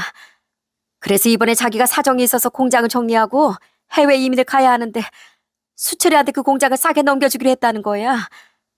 근데 수철이가 자기가 모아둔 돈으론 공장 부지, 그 안에 있는 기계들 그거 다 인수하기 택도 없으니까 우리한테 도와달라고 하려고 찾아왔다는 거야. 설마 또 돈을 빌려달라고 했다는 거예요? 그래, 건물을 담보로 해서 대출을 받아달라고 사정사정하더라. 당연히 우린 처음엔 거절했지. 그런데도 그 뒤로 수철이가 몇 번이나 찾아와서 그 공장 연매출이 어떻게 되고 순이익이 어떻게 되는지 보여주고 그 공장하고 거래하는 업체들까지 전부 다 확인시켜주더라. 인수만 하면 우리 돈을 갚는 거 시군죽 먹기라고 말이야. 부모님은 공장 사장까지 직접 데려와 보여주고 이번엔 다르다는 근거까지 보여준 오빠의 말에 넘어가셨다더군요. 성공할지 실패할지 아무 기약 없는 사업이 아니었으니까요. 그게 몇 달 전 일이었는데 부모님은 제가 괜한 걱정을 할까봐 그동안 아무 말씀도 하지 않으셨다네요. 그런데 알고 봤더니 오빠의 말이 전부 거짓이었다는 겁니다. 그 망할 놈이 우릴 속인 거야. 지 부모를. 그놈 이미 작년에 그 공장 그만뒀었대. 같이 왔던 그 사람이 거기 사장이 맞긴 맞았는데 실은 다 거짓말이었다고 인정하더라. 수철이 그놈이 기어이도 주식에 빠져선 몇 년 동안 야금야금 번 돈을 다 까먹었었나 봐. 그걸 복구하려다 더 큰 손실을 내고 그런 악순환이 반복된 거지. 대출도 많이 받다가 안 되니까 친하게 지내던 그 사장한테까지 돈을 7천만 원이나 빌렸대 글쎄. 뭐라고 했는지 모르겠는데 무슨 거짓말 해서 빌렸다나 봐. 공장 사장은 오빠가 돈을 갚지 못하자 사기로 고소하겠다며 난리가 났다고 합니다. 그때 오빠가 자기 부모님에게 돈을 받아낼 방법이 있다며 그 사장을 꼬드겼다네요. 실은 공장 사정이 그렇게 좋지 못했던 터라 돈이 급했던 사장은 양심을 잠시 내려놓고 오빠의 사기 행각에 동참했던 거죠. 심지어 오빤 부모님이 대출을 받아준 돈으로 사장에게 돈을 갚고 자신의 대출도 갚은 뒤 그 엄청난 거액으로 또 주식을 했다고 해요. 자기 말론 이번엔 잃었던 만큼 한 번에 거액을 따서 다시 우리 돈도 갚고 다 사실대로 말하려고 했다고 하는데 그게 말이니? 그걸 또 순식간에 날려버렸다더라. 뒤늦게 모든 사실을 알고 정말 기절하는 줄 알았다. 그 사장은 우리한테 미안하다고 하는데 들어보니까 딱 자기가 수철이한테 빌려줬던 돈만큼만 챙겼더구나. 제일 큰 사기꾼은 바로 수철이 그놈인데 누굴 원망하겠니? 그래도 자식이라고 믿었는데 우리가 바보였다. 바보였어. 그놈이 이렇게까지 인간 말종이 됐을 거라고 상상도 못했어. 오빤 부모님께 사과를 하긴 했다더군요. 하지만 아빠가 어떻게 부모에게 사기를 칠 수 있냐며 멱살까지 잡자 오히려 이랬다네요. 나도 잘해보려고 그런 거라고요. 가족끼리 사기는 무슨 사기예요. 과장 좀 그만하세요. 진짜 뻔뻔한 인간 아닙니까? 너무 화가 났지만 전 우선 엄마를 위로하며 전화를 끊었어요. 그때 남편도 옆에서 함께 그 통화를 듣고 있었는데요. 남편은 무슨 자기가 사기를 당한 것처럼 펄펄 뛰더라고요. 아 진짜 장인 장모님 진짜 제정신이야? 어떻게 그 목 좋은 데 있는 건물을 날려? 와 진짜 너무하시다. 내가 도와달라고 할 때 눈도 하나 깜짝 안 하시더니 아우 열받아. 아까워 죽겠네. 당신 건물이 날아갔니? 당신 그러는 거 속보여. 저희 부모님이 잘하셨다고 못하겠지만 당시 저희 부모님 연세가 거의 여든 직전이었거든요. 왜 사기꾼들이 노인분들을 대상으로 사기를 많이 치겠어요?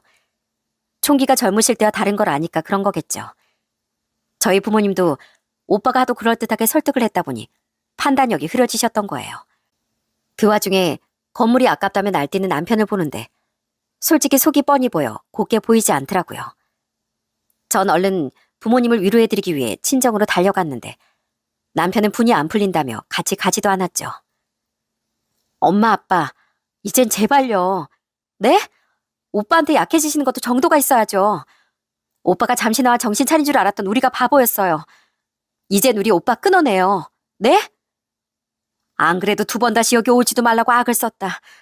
그럼 뭐하니? 이미 건물은 날아갔는데 우리가 어리석었다. 너무 열이 받아 오빠에게 전화했지만 오빤 뻔뻔하게 이러더군요. 네가 인간이야? 엄마 아빠 평생 해외여행 한번 못 나가시면서 1년 360을 뼈 빠지게 버신 돈으로 일군 재산이야. 어떻게 그걸 마지막 건물까지 말아먹을 수가 있어. 엄마랑 아빠, 오빠 때문에 속 끓이느라 식당 정리한 뒤에도 마음 편히 여행 한번 못 다니신 거 알잖아. 어떻게 끝까지 이렇게 불효막심하게 구냐고. 이미 어머니 아버지한테 원망 실컷 들었어. 네 돈이야? 아니잖아. 근데 왜 너까지 이 난리야? 끊어. 나도 바빠 지금. 너무 분통이 터지더라고요. 그래도 이미 일어난 일을 뭐 어떡하겠습니까? 이젠 연세도 많아진 부모님이 쓰러지시기라도 할까 걱정돼 이후 전 부모님을 자주 찾아갔습니다. 부모님이 유독 너무 나이 들어 보여 가슴이 너무 아프더라고요. 부모님이 해주신 집이니 저희 집 담보로 대출이라도 받아 급한 불이라도 꺼보면 어떨까 했는데 부모님은 절대 안 된다며 못을 박으셨어요. 평생 네 오빠한테만 다 퍼주고 살았는데 그나마 너한테 해준 그거마저 절대 빼앗을 수는 없어. 말도 안 되는 소리 하지 말어. 우리 그 건물 없어도 충분히 먹고 산다. 그 사건으로부터 한 달 뒤쯤 전 연말에 성과금을 겸해 회사에서 보너스를 정말 두둑히 받았습니다. 전 최근 오빠로 인해 마음고생이 심하셨던 부모님 생각이 났어요. 그래서 남편에게 그 보너스를 부모님과 해외여행 가는데 쓰고 싶다고 말했습니다. 사이가 나빠져서도 우린 돈의 지출을 항상 공유했었거든요. 그런데 남편은 자기 돈도 아니면서 갑자기 펄쩍 뛰더라고요. 절대 안 돼. 돈은 물론 건물까지도 형님한테만 다 퍼준 분들한테 왜 효돈 우리 돈으로 해야 하는데? 이번엔 우리 부모님도 사기당하신 거라고 했잖아. 그리고 내가 열심히 일해서 받은 보너스를 효도하겠다는데 그걸 왜 당신이 반대해? 비행기표 예매하기 전에 예의상 당신한테 말해준 거야. 당신은 가기 싫으면 가지 마. 나만 애 데리고 다녀올 테니까. 안 된다고 글쎄. 아무리 당신 보너스여도 그건 부부 공금이잖아. 난 지금도 장인 장모님한테 엄청 서운해. 마음이 단단히 상했다고. 내가 누구 때문에 사업을 새로 시작 못하고 있는데. 근데 내가 왜 효도를 해야 돼? 뭐? 웃겨. 그게 왜 우리 부모님 탓이야? 우리가 편하게 살고 있는 이 집. 이 집도 우리 부모님이 열심히 일해서 번 돈으로 산 거야. 우리 부모님 돈 벌고 우리 오빠 때문에 속 썩느라 평생 해외여행 한번 못 가보셨어. 그래서 더 나이 드시기 전에 효도여행 시켜드리고 싶다는데 그걸 말도 안 되는 일로 삐져가지고 반대해? 어차피 2분 여권도 없으시잖아. 이제 와서 무슨 힘들게 해외여행을 보내드린다고 그래. 그냥 국내나 다녀와. 정 갈 거면. 당장은 안 돼도 언젠간 우리한테 넘어올 거라고 믿고 내가 얼마나 그 건물이 우리한테 돌아오길 기다렸는데 내가 얼마나 실망했는지 알아? 아무튼 안 된다고 얘기했다 난. 남편은 끝까지 반대라더니 멋대로 씩씩대며 나가버리더군요. 진짜 어이가 없더라고요. 그 인간은 끝까지 그 건물에 군침을 흘리고 있었던 겁니다. 더 황당했던 게 뭔지 아시나요? 그로부터 한 달 뒤 남편은 저와 상의도 없이 시댁 식구들 데리고 해외여행을 떠났답니다. 저와 아이만 두고 자기 혼자서요. 그나마 작은 시누이네는 가지 않은 모양인데 정말 기가 찼죠. 남편은 여행을 떠나기 전날 아무렇지도 않게 짐을 싸며 제게 여행 사실을 말해줬습니다. 우리 어머니 곧 생신이잖아. 기념으로 가려고 3주 전쯤에 숙소랑 비행기표 다 예약해놨어. 우리 누나만 자기 목 따로 냈고 부모님 여행 경비는 다 내가 부담하기로 했어. 뭐? 그걸 왜 나한테 말을 안 했어? 장인 장모님 모시고 여행 가는 건 절대 내가 안 된다고 했는데 우리 부모님 모시고 해외여행 가자면 당신이 알겠다고 했겠냐? 난리칠 게 뻔해서 아예 말도 안 꺼냈지 뭐. 기가 막혀서 정말. 당연하지. 완전 내로남불이잖아 이거. 막말로 당신 부모님이 우리 결혼할 때 10원짜리 하나라도 보태줬어? 아니잖아. 당신 논리대로라면 서운하게 한 부모는 부모도 아니라고 생각하는 것 같은데 이건 말이 안 되지. 그리고 적어도 지출 내역은 서로 투명하게 하자더니 당신은 나 몰래 그 큰돈을 멋대로 썼다고? 우리 부모님은 우리한테 뭘 해줄 형편이 안 되셨잖아. 우리 누나랑 동생한테도 못 해줬는데 서운할 게 뭐가 있어? 그리고 솔직히 장인 장모님 그 건물 없으면 이제 우리한테 떨어질 콩고물도 뭐 없는 거 아니야? 그럴 바엔 그나마 약간이라도 더 재산이 남은 우리 부모님한테 잘하는 게 100배 낫지. 안 그래? 그리고 그냥 솔직히 말할게. 내가 그나마 맨날 원수대하듯 다투던 당신이랑 버티고 살았던 건 당신 아빠 검을 하나를 봐서였어. 근데 이젠 당신도 당신 부모님도 끈떨어진 년이잖아. 내가 당신이랑 살 이유가 뭐가 더 있겠어? 그래서 그냥 돈도 내 마음대로 쓴 거야. 언제 나들 어쩌고 운운하더니 그냥 우리 부모님 건물 때문에 이혼 안 하려고 버텼던 거구나. 당신이야말로 아빠 자격도 없는 인간이야. 알아? 뭐 끈떨어진 년? 이제 볼장 다 봤다 이거지? 그래, 당신도 잘 알았어. 어디 나중에 후회하지나 마. 남편은 저희 부모님의 건물이 경매에 넘어가자 저와 이혼할 마음을 먹은 거더군요.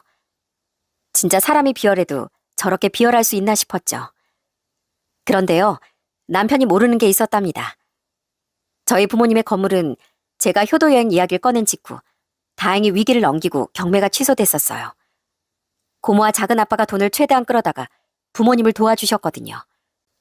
아빠는 성격상 건물을 처분해서라도 그 돈을 갚으려고 하셨는데 고모와 작은 아빠가 절대로 안 받는다며 고집을 부리셨거든요.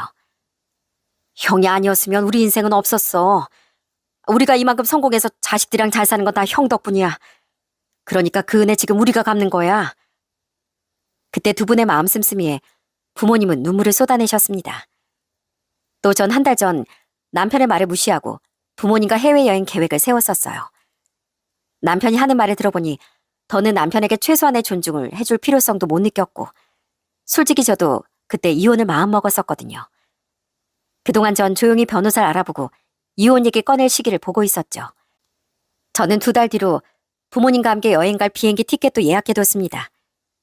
마음 같아선 가능한 한 빨리 떠나고 싶었는데 아빠가 경매와 관련된 남은 문제를 해결하셔야 했기에 넉넉히 여유를 뒀던 거예요.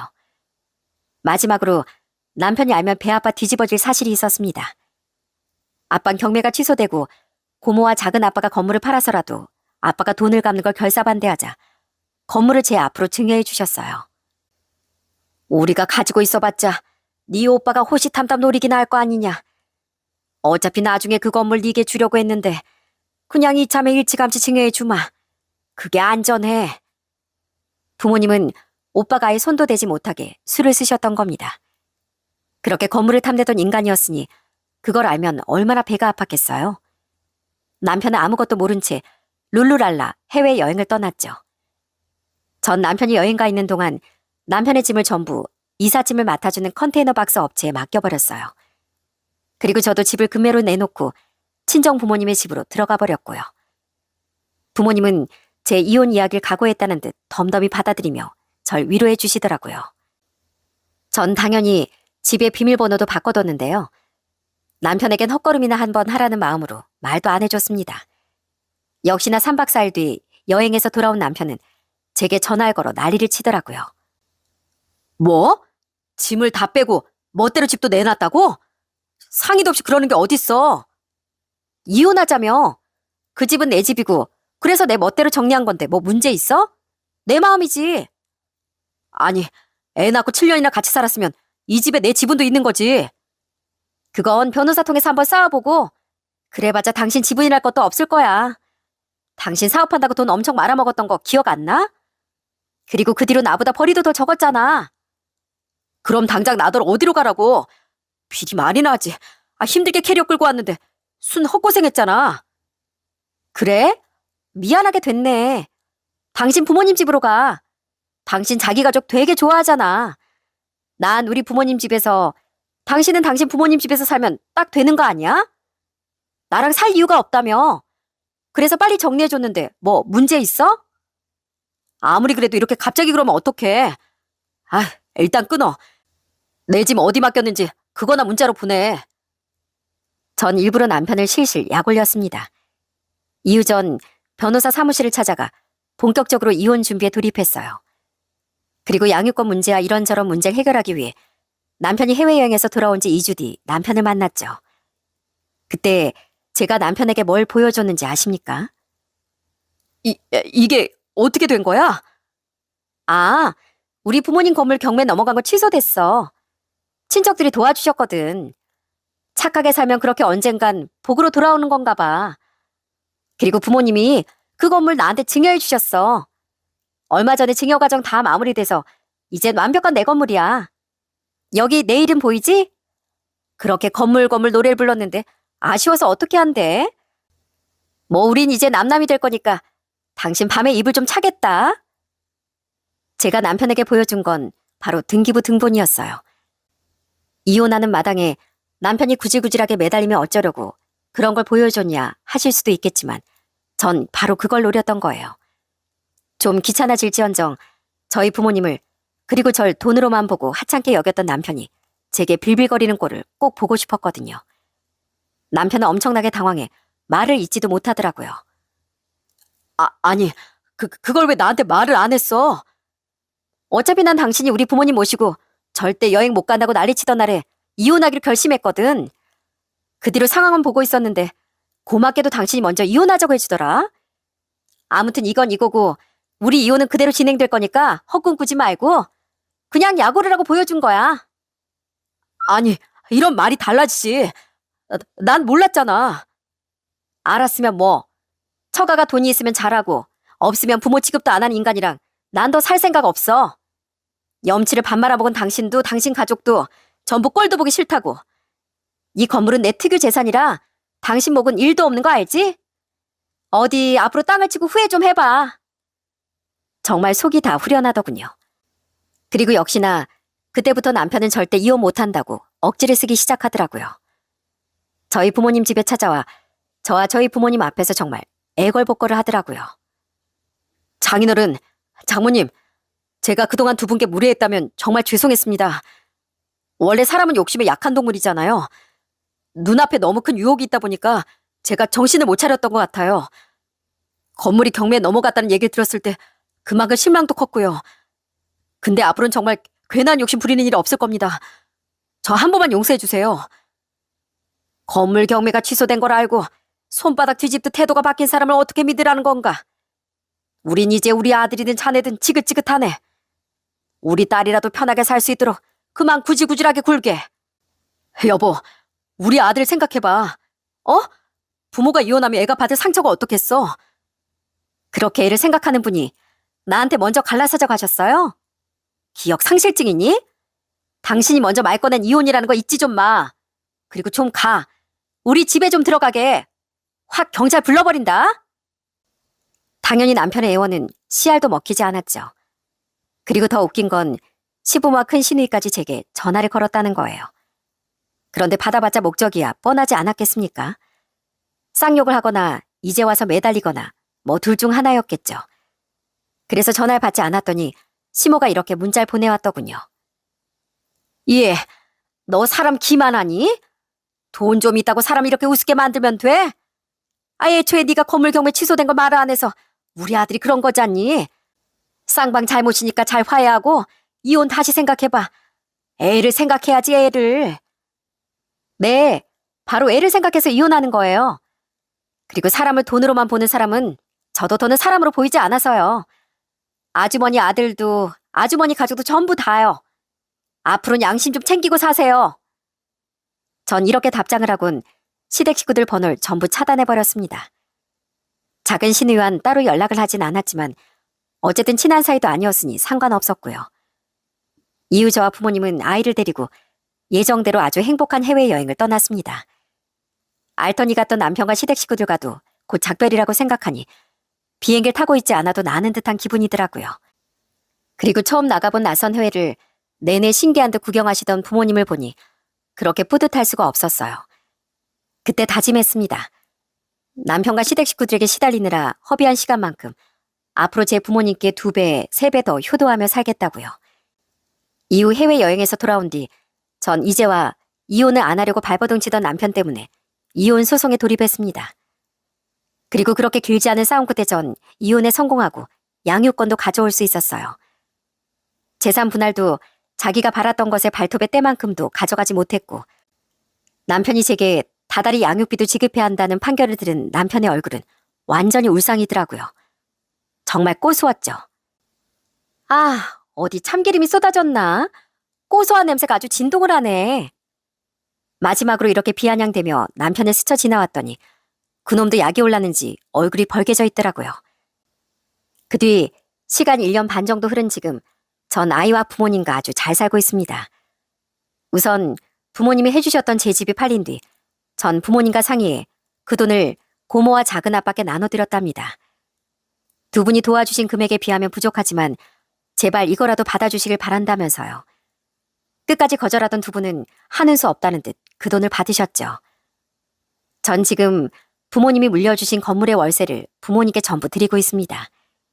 그리고 오빤 제가 이혼한 뒤 부모님이 제게 건물을 증여해 주신 걸 어떻게 알고 집에 찾아와 난리를 치더라고요.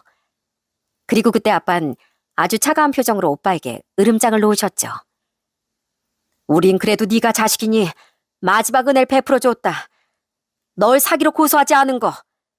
그걸 끝으로 우린 부모를 돈으로만 봤던 널 더는 자식으로 생각하지 않기로 했다. 만약 네가 또 찾아온다면 그땐 우린 널 정말 고소할 거야. 아버지, 저 수철이에요. 두 분 자식이요. 네가 우리 아픈 손가락이었기 때문에 여태 너한테 끌려다녔던 거야. 하지만 더는 안 된다. 또 찾아오면 어떻게 되는지 경고했으니 정말 새 인간이 되기 전엔 절대 찾아올 생각 말고. 오빤 그때 아빠의 말씀이 충격적이었는지 아직까진 다시 부모님께 연락을 해오진 않고 있어요. 부모님도 저도 만약 오빠가 연락을 해온다고 해도 받아줄 생각이 없습니다. 오빠가 정말 정신 차리고 개가천선해서 자신의 잘못을 뉘우치지 않는 한 우린 평생 오빠를 가족으로 생각하지 않고 살아가려고 해요. 전 남편은 지금 다행히 양육비를 꼬박꼬박 보내고 있습니다.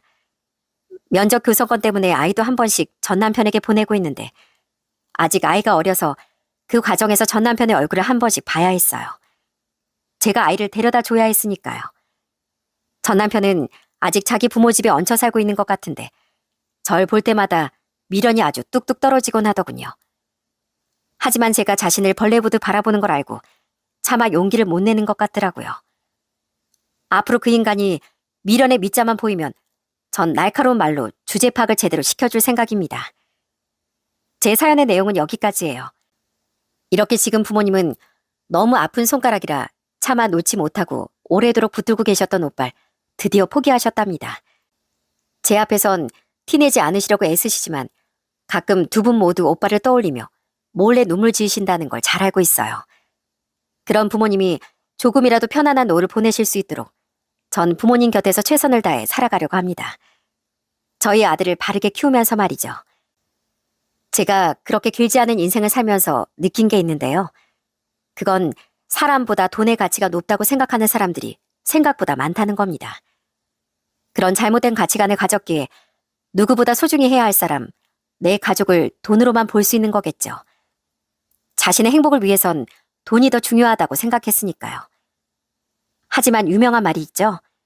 사람 나고 돈 났지 돈 나고 사람 난 거 아니라는 말이요. 사람의 마음은 진심과 진심이 만난다면 영원할 수 있습니다. 반면 돈은 어떻게 생각하면 한낱 물건일 뿐이에요. 그런 돈에만 집착하며 정말 중요한 걸 잊고 사는 것만큼 어리석은 일은 없다는 말을 여러분께 마지막 인사 드리기 전에 꼭 남기고 싶습니다. 제 사연은 여기서 이만 진짜 마무리해야 할 것 같습니다. 무더위가 서서히 풀리고 있는 요즘 유난히 뜨겁고 습했던 올 여름을 무사히 마치시길 바랍니다. 들어주셔서 정말 감사합니다.